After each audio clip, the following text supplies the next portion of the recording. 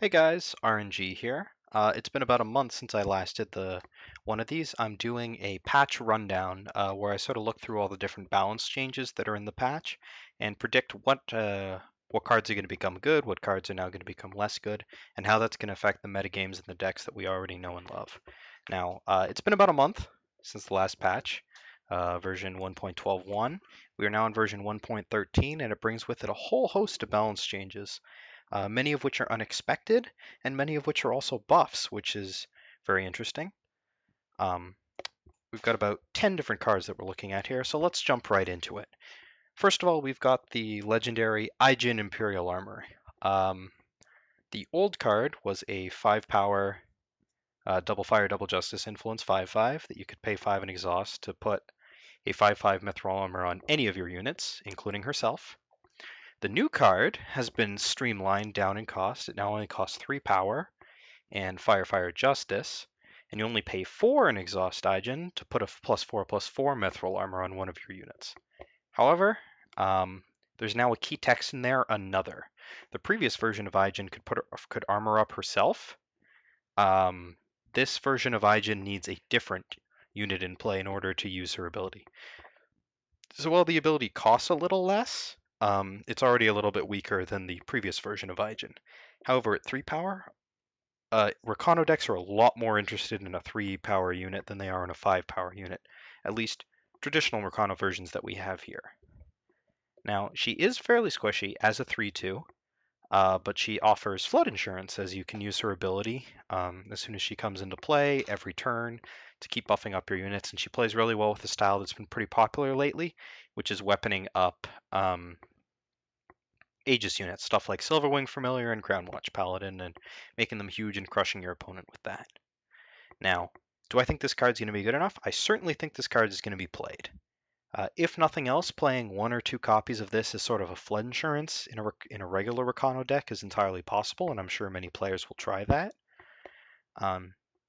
Something to keep in mind is that the curve of Crownwatch Paladin, aReNGee into activate aReNGee on turn 4 is pretty cool, as you can get a 6/6 Crownwatch Paladin, but it's not better on its own than something like a Deep Forge Plate would be, or even just a Hammer of Might. aReNGee is also quite fragile. 2 health means that she'll be picked up by something like a Lightning Storm, dies to Torch, skips Annihilate, but does die to Suffocate. So about half the cheap removal spells take her out. You also do need to exhaust her to use her ability, which means that Permafrost renders her useless. And it's also worth considering the double fire cost. All the good weapons that you want to play require double justice, whereas, well, not all of them. Gilded Glaive, Mantle of Justice, and Deep Forge Plate are really the big weapons that you want to be playing on your Silverwing Familiars, the traditional ones in any case, and those all require double justice. Whereas aReNGee's turn 3 double fire requires slightly different power base tuning in order to be able to get that out consistently, since aReNGee needs to be in play and then activated, as a low to the ground Rakano deck isn't going to have that much spare power around. The dream is to get up to 7 and played and activated in one turn, but I don't think that's better than just drawing a Gilded Glaive. As she can't really work on, she is a unit, but she can't really work on her own. I would not jam 4 of these in an average Rakano deck, but in a slower Rakano deck, I think I'd be happy trying 2 right now, and that's what I'm personally doing. I do expect her to break out, but I don't think her to become the new 4 of or the new standard. Just the limitations of the fact that she can't armor up herself means that she can't take over games on her own the same way that Seraph can, and I think that's a very good thing. And the fact that she's skewed towards fire rather than justice also means that power bases are going to be a little wonky in order to play her effectively. The 3 slot is also very crowded in Rakano decks. There's a lot of 3s that you want to play that do a number of different things. And if you fill up your 3 slot with things like Silverwing Familiar and aReNGee, you've got a whole bunch of cards that don't actually do all that much the turn they come down and need other cards to support them in order to become good, which sort of slows your deck down a bunch. It gives it a whole lot of punch, and if you get the Aegis train going, you can run away with it. But it's just something to keep in mind. I think this card's a little bit trickier to use than it looks. But again, I could be completely wrong, and it just takes over the metagame with Rakano. I think it is a boon to Rakano, but it's not as big of a one as people suspect. And I don't think that this has a place in the more traditional lists that are playing 1-drops and things. Just the 3/2 doesn't attack very well. You're not going to want to be taking the time off to play to actually use the armor. You'd rather have her attacking. And honestly, I don't even know if you'll get to 4 power in these traditional lists. However, it's certainly something that mid-range Rakano is going to want to take a look at, and it might spawn a new, more fire-heavy weapons archetype. Now, one combo that people have talked about that I would be remiss not to mention is her combination with Oni Quartermaster, which draws a card every time a weapon comes into play, so you can activate her and sort of use her as a card advantage engine. Now, how much card advantage do you need when you're constantly playing 4/4 Mithril Armors every turn? That I don't know, but it's something that it's 2 3-drops that are reasonable on their own that come together to form a pretty cool engine. And then when you bring in stuff like Statuary Maiden and stuff, there might be, and Smuggler Stash, there might be a cool new deck there. Sort of turning a Stone Scar weapons into a Fire Justice Shadow weapons deck is. So she may spawn a new archetype, and she may slot into mid-range Rakano. So I certainly think that this is an interesting card, as the previous version was not really getting played at all.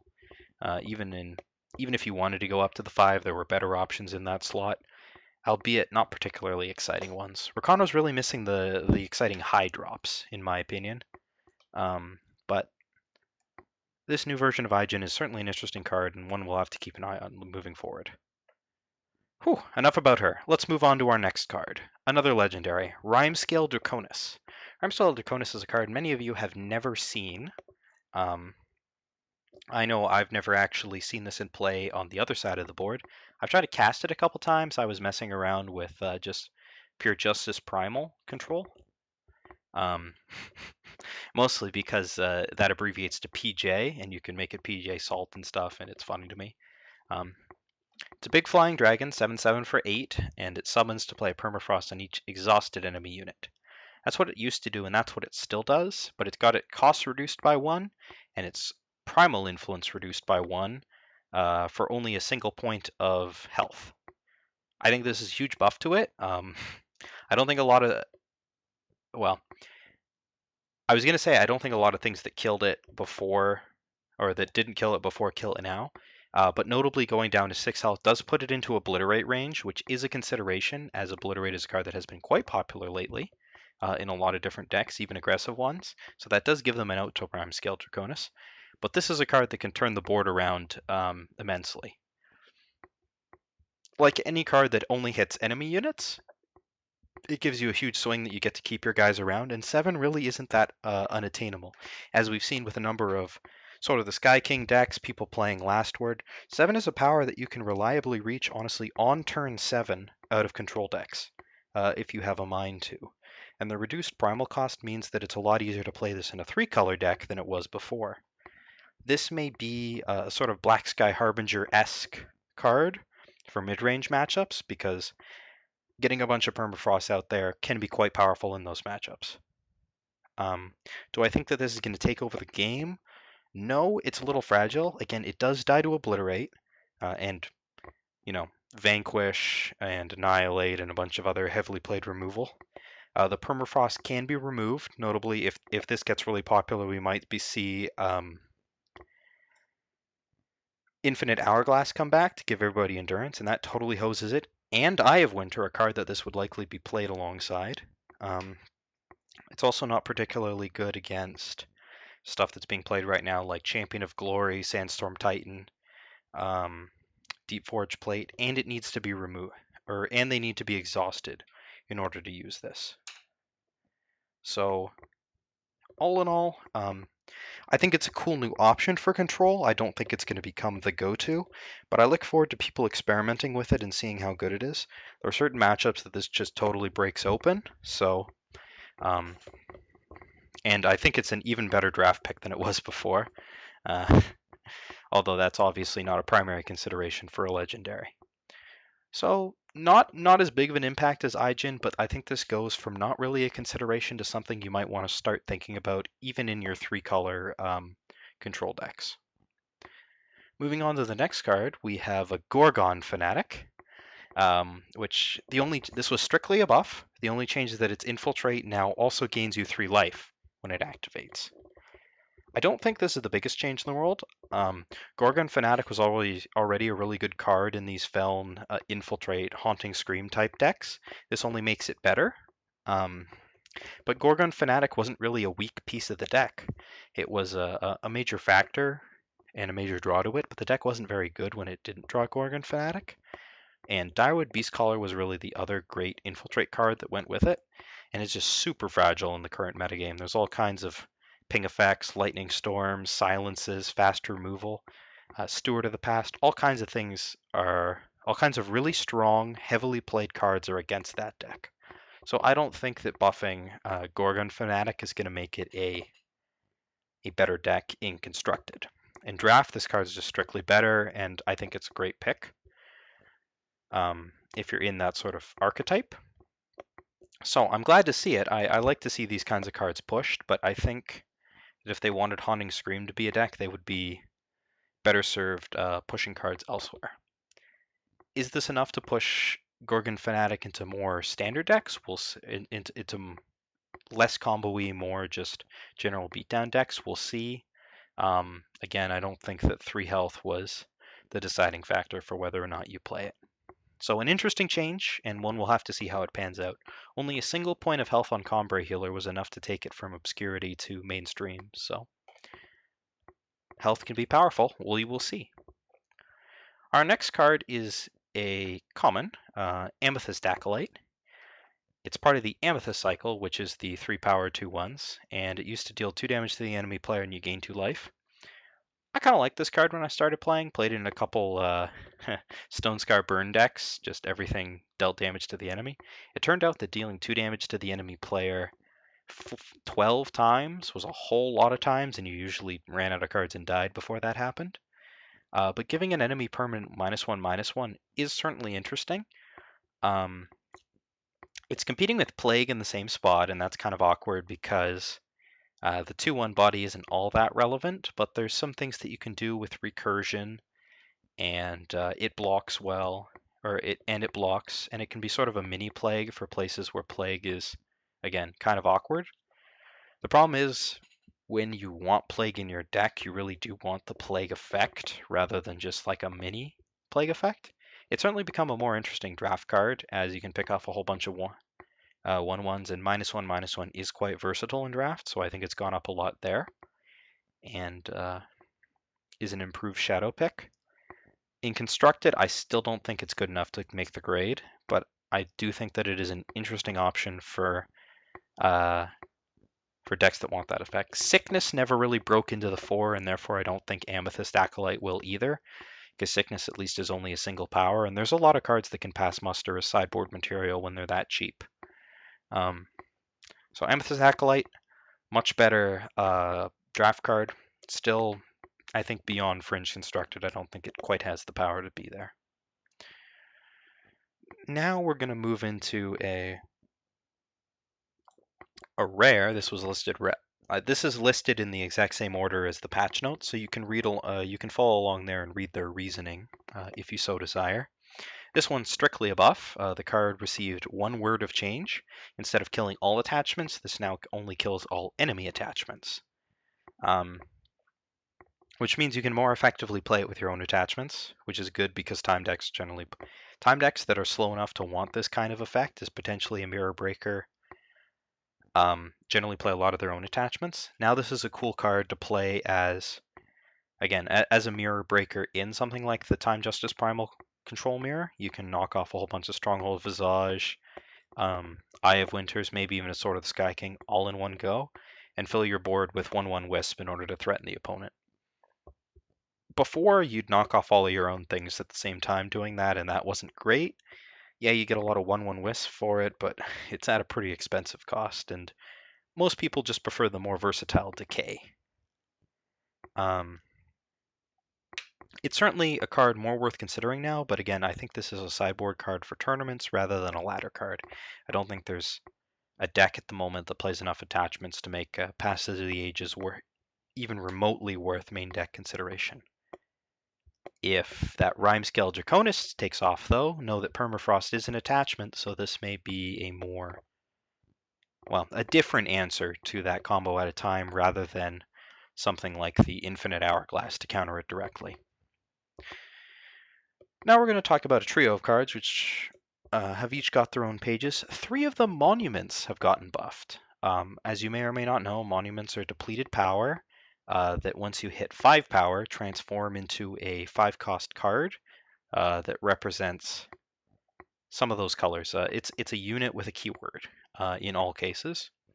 For the Amethyst Monument, it was a 3/2 Puma with lifesteal. Now it is a 3/3 Puma with lifesteal. Obviously, it's just better than it was before.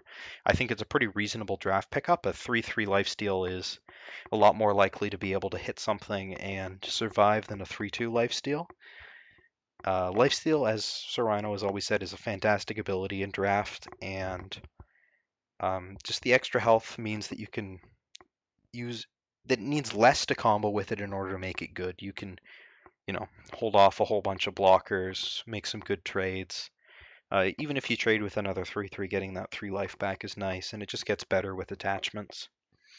In Constructed, a 3/3 for 5 with lifesteal is still a little bit outside of the realm of what you want to be doing. But the fact that it's a power makes up for that a lot. I think that this is fine flood insurance in shadow decks if you're interested in that. And the power level is getting close enough to a full card on the other end that you could consider putting it in a, perhaps a 2-color aggressive deck. Although there, I'm not sure that you want the power to come into play depleted. Monuments have kind of fallen out of favor, but I think that this particular boost will help us start thinking about them again.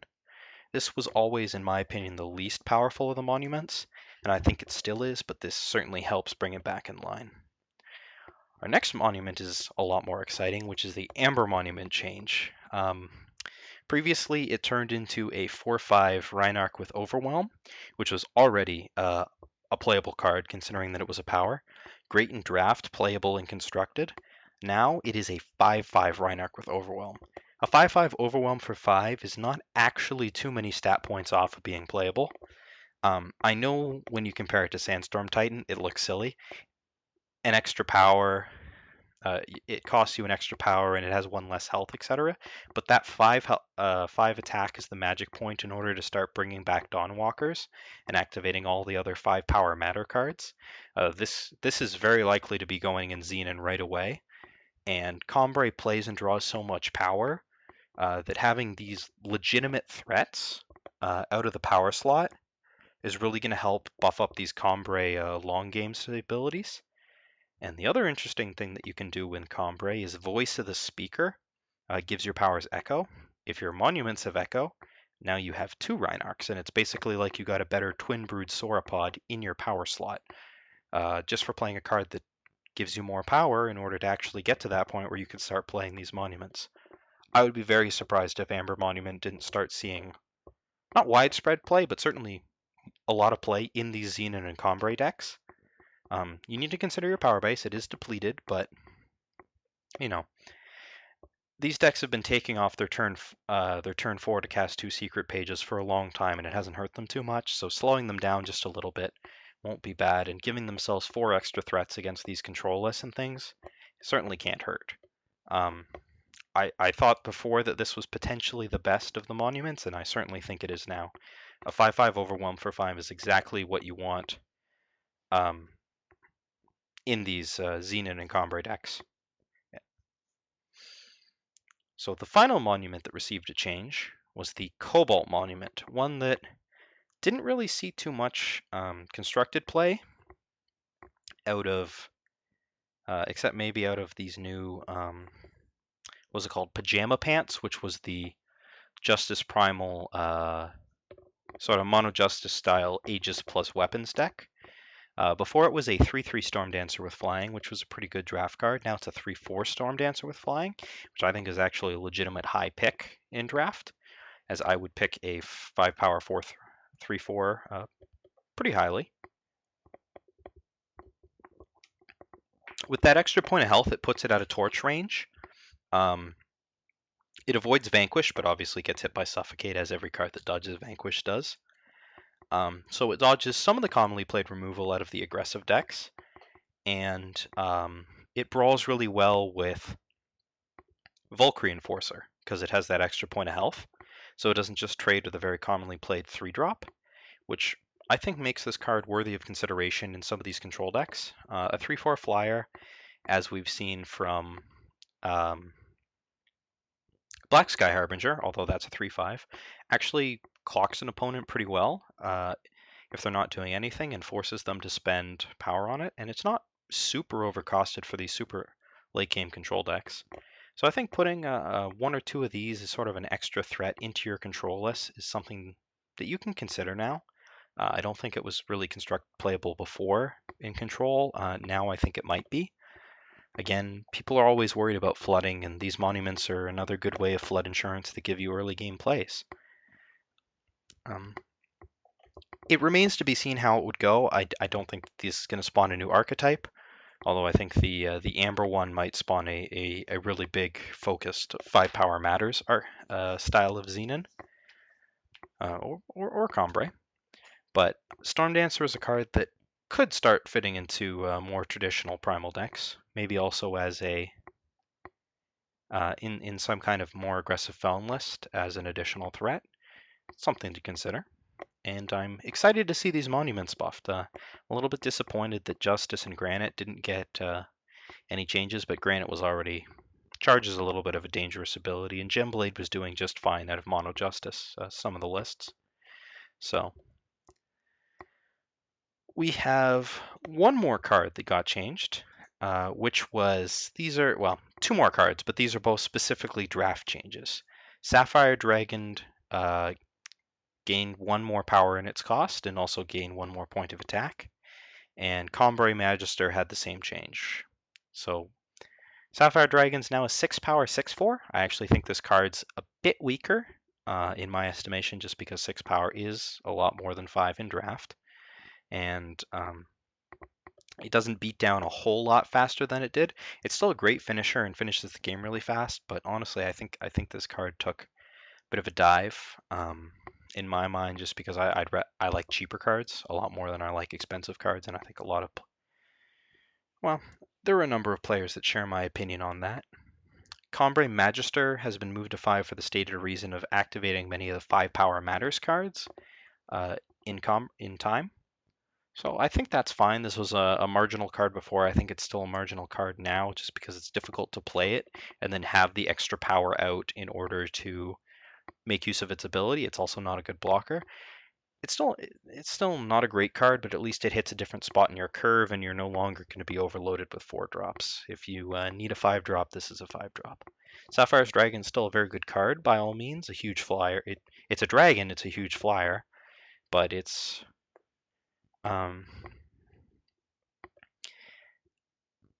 down a bit for me as just a general pick. However, if you're looking for a finisher, it did gain Overwhelm, which is something I honestly had not noticed until I looked at the card right now, and that's kind of silly.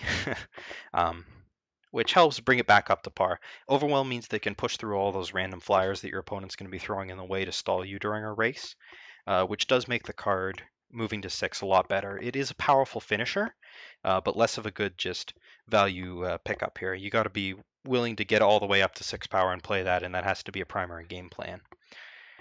It is a good finisher, and it will end games quite quickly as a flying Overwhelm. So it's a good pick there.